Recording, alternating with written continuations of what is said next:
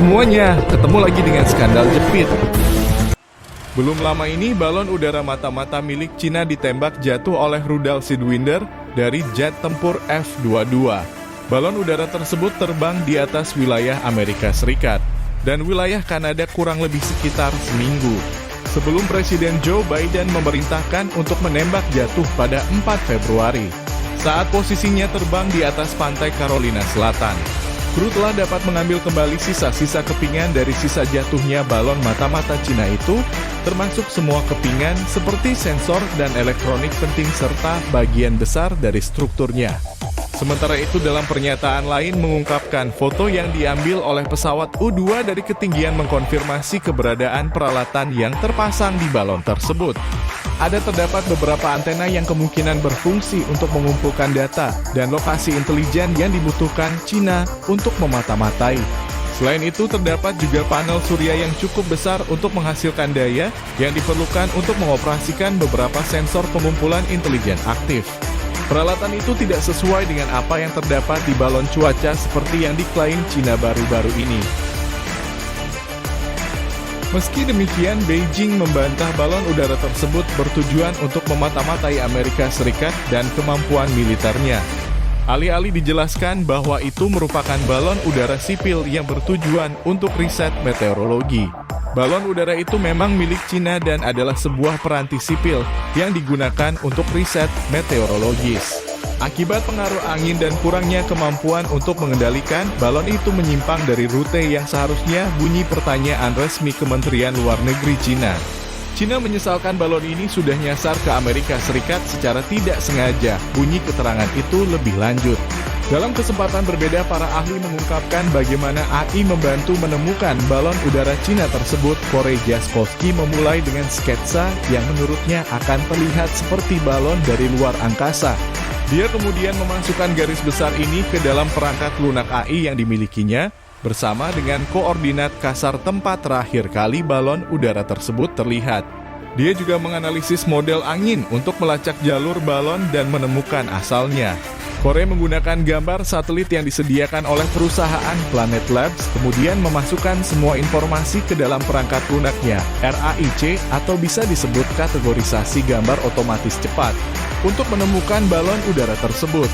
Balon udara pengintai memiliki ukuran sangat besar, seukuran beberapa bis, dan membawa peralatan canggih yang mampu mengumpulkan data dalam jumlah besar dari target di bawahnya. Namun dilihat dari hasil foto satelit dari luar angkasa, balon-balon itu tampak seperti gumpalan putih kecil yang tak terlihat. Penelitian Jaskowski menunjukkan balon yang terbang di atas Amerika Serikat pada Februari berada di satu titik sekitar 130 km dari pangkalan Angkatan Udara Nuklir di negara bagian Montana. Dia juga memetakan kemungkinan jalur penerbangan balon kembali ke lokasi peluncuran Pulau Hainan di Laut Cina Selatan. Sepertinya saat peluncuran ada tutupan awan, katanya. Dan jika saya akan meluncurkan balon, saya akan memilih hari berawan untuk meminimalkan kemungkinan terdeteksi. Dalam sebuah pernyataan yang berbeda, Kedutaan Besar Cina di London menuduh Amerika Serikat sendiri yang melepaskan sejumlah besar balon di ketinggian tertentu, yang terus-menerus mengelilingi dunia dan terbang secara ilegal di atas wilayah udara Cina. Dikatakannya bahwa Cina adalah negara yang bertanggung jawab yang selalu bertindak dengan kepatuhan ketat terhadap hukum internasional dan menghormati kedaulatan dan integritas wilayah semua negara. Ia menambahkan bahwa pihaknya sangat menolak tuduhan tidak berdasar untuk merendahkan dan menyerang Cina secara terarah. Kementerian Luar Negeri Cina juga berjanji akan terus membangun komunikasi dengan Amerika Serikat dalam menangani skandal balon mata-mata ini.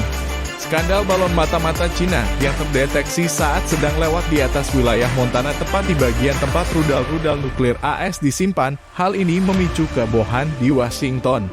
Para anggota DPR Amerika Serikat, terutama dari Partai Republik, mengamuk dan meminta Presiden Joe Biden untuk mengambil tindakan tegas sebagai balasan atas perilaku Cina.